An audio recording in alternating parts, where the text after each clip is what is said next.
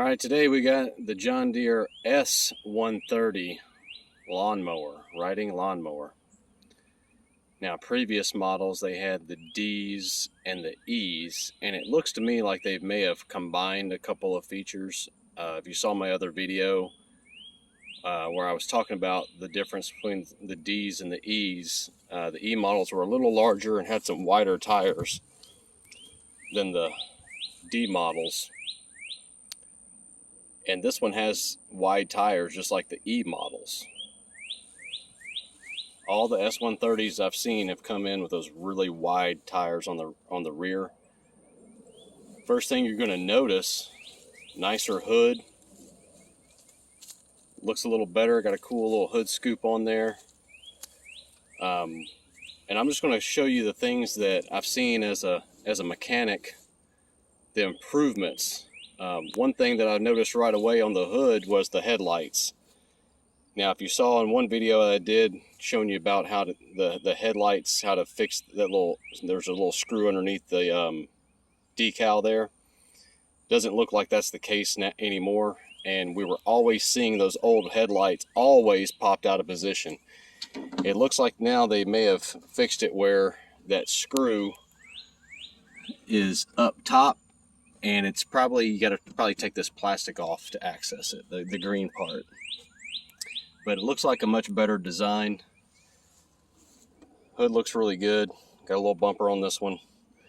A lot of the stuff is the same, just a few minor changes that I've noticed over the other models. One is the muffler looks like a better style muffler.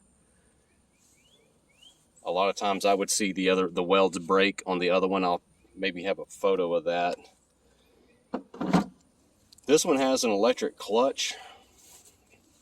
So anytime you see a pull tab instead of that lever, that's usually a higher end model.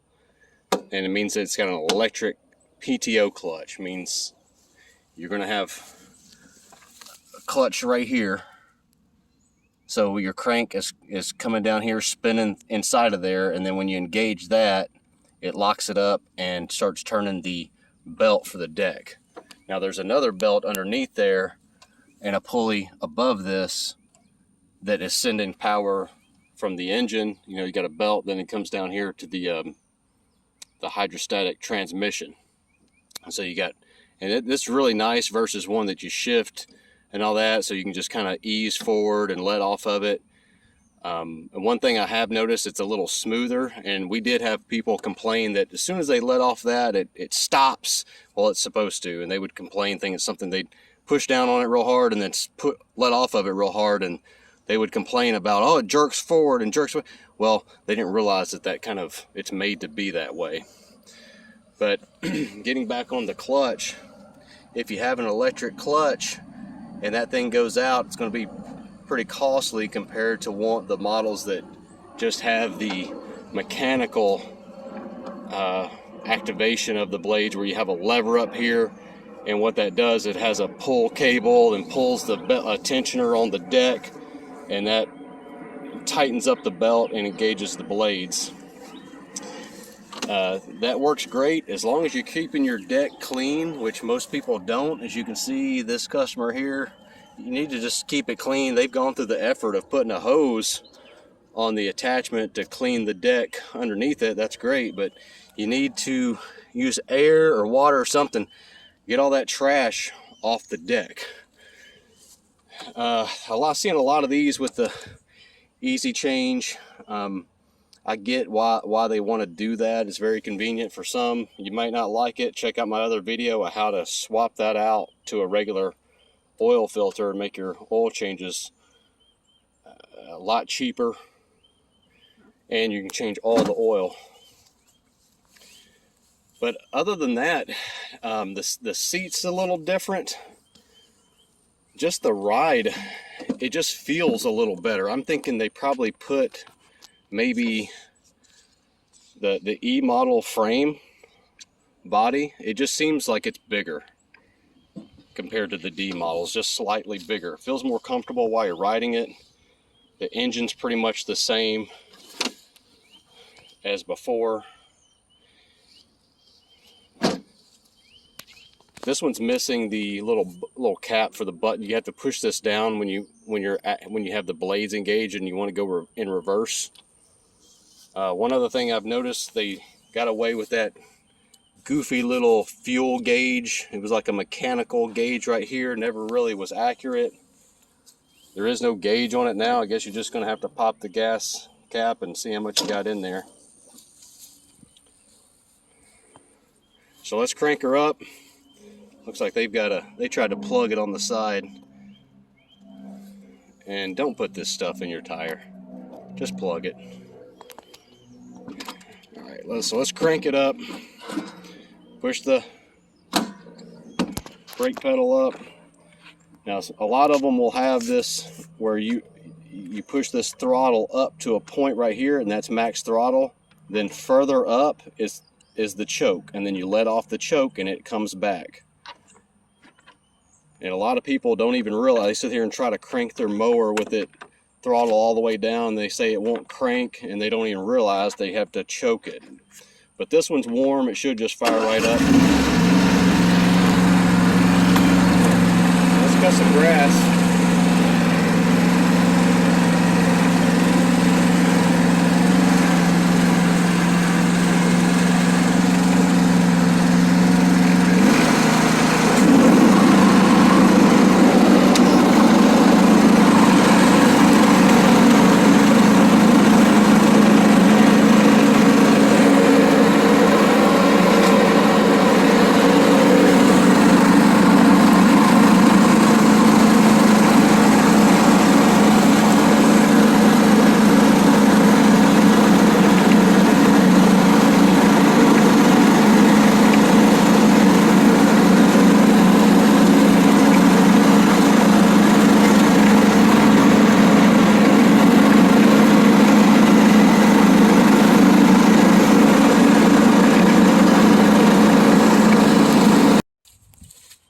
Cuts grass just fine. Of course, this unit only has 13 hours on it.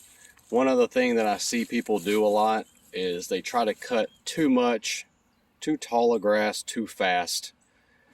And I'm going to show you guys how it looks when we run through this right here. That's probably, if you could do it with this mower, but I would recommend going very slow, careful. Don't hit like a stump or something, then you're going to break a spindle on your deck or twist and bend the deck. And that's the other thing, you want to make sure you're cutting as high as possible for your liking. If you hit something or you hit the ground, you're going to possibly bend that deck, and it's pretty expensive. It's about $800 to replace that deck just for the parts. Okay, I can't find something to set up the camera, so you're just going to ride along with me here. I always recommend revving it up before you engage the blades, otherwise you might kill the motor.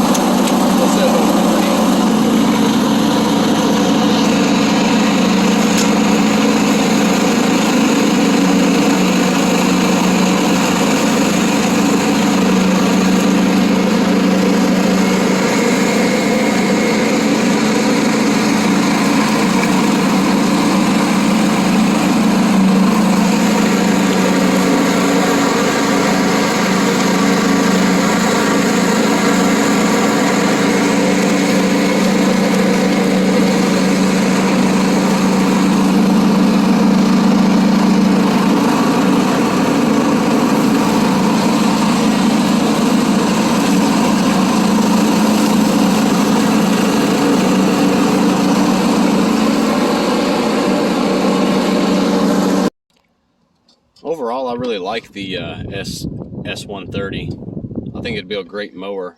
This particular one, it only has 13.5 hours, and the customer's saying it dies when they engage, when they put it in drive. Okay, I can't get it to die, and you don't necessarily put this in drive unless you activate the pedal, which I can't get it to die. So then I'm thinking, well, maybe they mean die when they activate the clutch, the bearing, I mean the deck, the blades. It's not doing that either. What some people do think though, when I mentioned this choke earlier, and I'll demonstrate that here in a moment. So it goes up until you feel it stop, but then you can go a little further. I think what this customer is doing is they're putting it right there and they're trying to go even faster, and they're shoving it up, and it's killing the motor because it's choking the motor.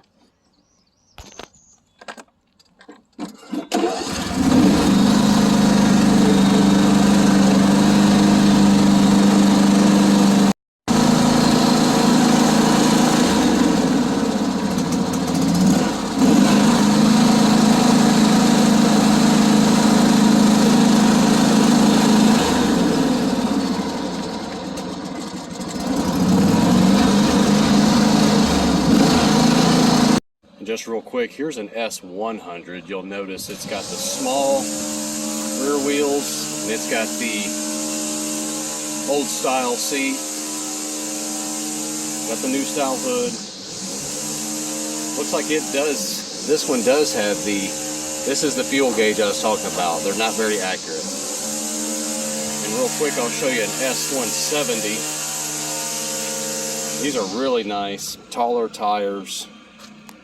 3 spindle deck, wider deck.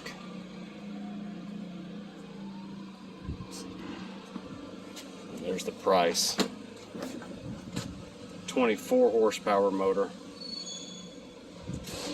Oh, looks like somebody stole the battery out of this one. That's why it's here.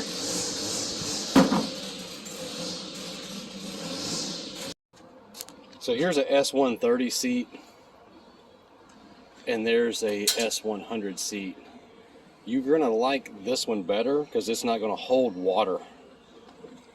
This one will hold water, but the way to keep from doing that, just store it like that if you're storing it outside.